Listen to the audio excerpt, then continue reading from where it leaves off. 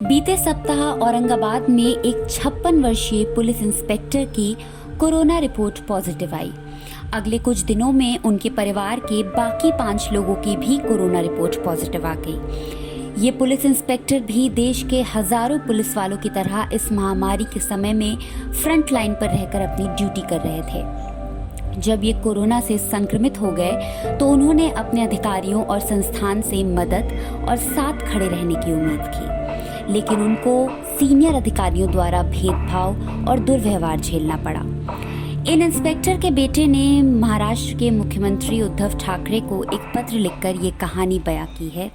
पत्र में औरंगाबाद पुलिस विभाग द्वारा पूरे परिवार के प्रति किए जा रहे भेदभाव को बताया है। बेटे ने पत्र में लिखा है कि पुलिस विभाग अपनी जिम्मेदारियों से पीछे हट रहा है।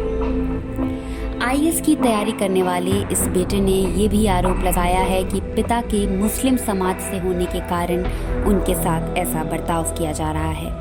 द वायर के हाथ लगी जानकारी के अनुसार सीएम ऑफिस भेजे गए इस मेल में बेटे ने ये भी लिखा है कि सरकार के इस निर्णय के बावजूद कि 50 साल के ऊपर किसी भी पुलिसकर्मी को फील्ड पर नहीं भेजा जाएगा, उनके 56 वर्षीय पिता को ड्यूटी पे भेजा गया। इन इंस्पेक्टर को कई स्वास्थ्य से जुड़ी परेशानियां हैं, लेकिन हर रोज सुबह पेट्रोलिंग ड्यूटी पर भेजे गए।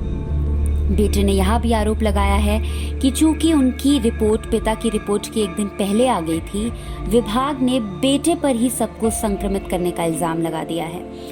बेटा दिल्ली से 20 मार्च को घर वापस लौटा था।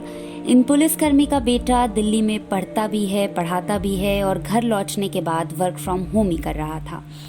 इस ईमेल के साथ भेजी गई कॉल रिकॉर्डिंग में police inspector DCP Meena Makwana को समझाते हुए सुने जा सकते हैं। वो कहते हैं कि उन सब के बीमार होने से 1.5 महीने पहले उनका बेटा लौट आया था, तो फिर वो कैरियर कैसे हो सकता है। लेकिन विभाग ने फिर भी प्रेस रिलीज में बेटे को वायरस का कैरियर बता दिया है।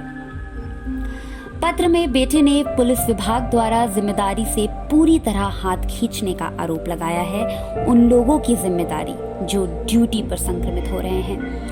पुलिसकर्मी और उनके बेटे को एक निजी अस्पताल धूत में भर्ती किया गया है, लेकिन पत्नी, बेटी सहित परिवार के अन्य 4 सदस्य सिविल अस्पताल में हैं। बेटे ने लेटर में क्वारंटीन सेंटर की खराब हालत का भी जिक्र किया है। वहाँ साफ सफाई ठीक नहीं है, महिलाओं और पुरुषों के लिए टॉयलेट अलग अलग भी नहीं है। बेटे ने अपनी बहन के साथ क्वारंटीन सेंटर में हरासमेंट की भी बात कही है। एक पुलिसकर्मी जो फ्रंट लाइन पर रहकर अपनी ड्यूटी कर रहा है, उसे कई फोन कॉल्स पर अधिकारियों के सामने गिड़गिड़ाना पड़ रहा है। वो अपने परिवार को धूत अस्पताल में शिफ्ट करने को कह रहा है क्योंकि वहाँ बेहतर व्यवस्था है।